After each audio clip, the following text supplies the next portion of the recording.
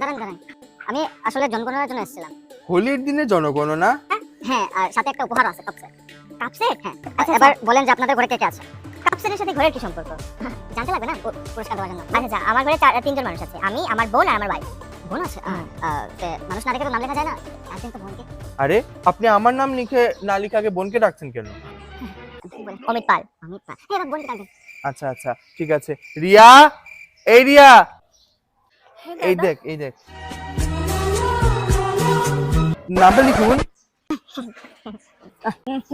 আপনি জিতে গেছেন। হ্যাঁ হ্যাঁ, জান রেখে আসুন। হ্যাঁ হ্যাঁ, আমি রেখে আসছি রে, আমি রেখে আসছি।